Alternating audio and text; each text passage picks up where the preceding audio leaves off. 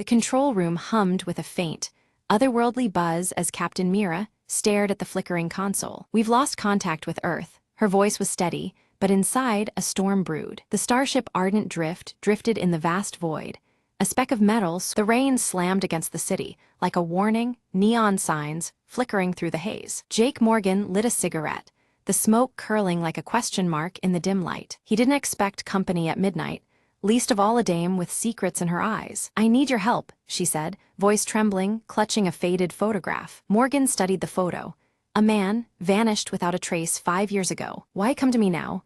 he asked, flicking ash into a cracked tin can. She hesitated, then whispered, "Because the shadows are closing in." Days blurred into nights, as Jake hunted clues across rain-slick streets and smoky bars. Each lead tangled deeper into a web of lies, betrayal, and long-buried sins. The city's underbelly pulsed with danger, but Morgan was no stranger to the darkness. One alley, one fistfight, one whispered tip later, he found himself staring down a crooked cop. "You're out of your depth," the cop sneered, holster empty but menace full. Morgan cracked a grin. "Maybe, but someone's gotta dive deep." In the bleak basement of a forgotten warehouse, the truth waited in cold silence. The missing man was alive, chained by debts and addicted to silence. Reunion was bittersweet, shadowed by the price paid for freedom. Back in the rain-soaked streets, Morgan handed the dame the man she'd lost. She smiled faintly.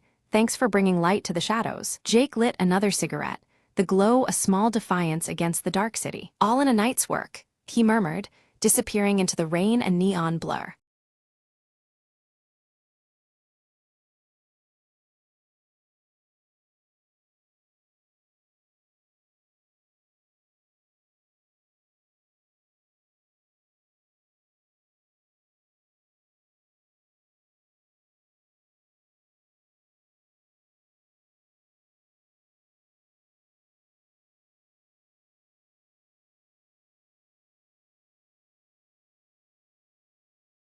The village stirred beneath a sky where faint circular star patterns traced ancient constellations.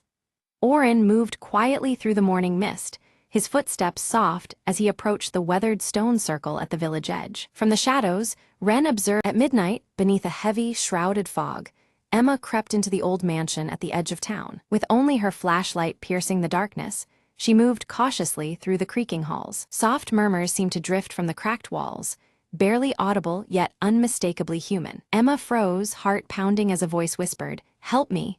From the shadows, determined not to flee, she followed the voice, each step echoing ominously. The hallway twisted unnaturally, doors appearing where none were before, leading deeper inside. She reached a room bathed in an eerie, pulsating glow, the source unseen. Inside, the voice grew clearer, pleading, "Find the locket, set me free." Emma's eyes caught a glint beneath the shattered floorboards, a delicate silver locket. As she lifted it, the temperature dropped. A cold presence filled the air around her. Shadows coalesced into a pale figure trapped behind the walls, eyes begging for release. Emma whispered, "I have it," sliding the locket onto the ghostly form's neck. Light burst forth, the walls trembling as the spirit smiled and began to fade. "Thank you," came the last faint whisper, before silence reclaimed the room. The mansion's oppressive weight lifted.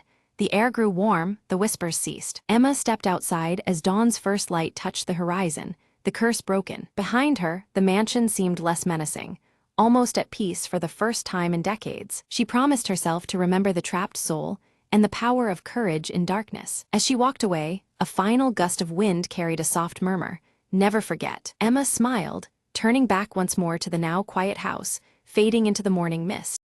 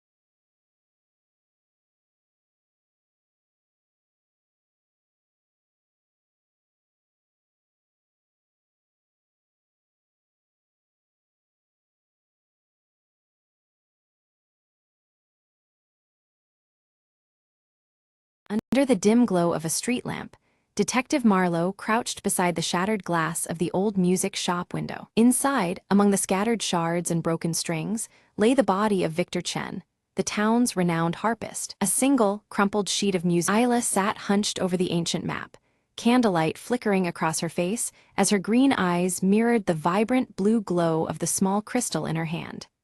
Every line and symbol held secrets she was desperate to unravel before darkness could claim more ground. The heavy wooden door creaked open, and Eldrick entered, clutching an old scroll marked with the ancient tree symbol.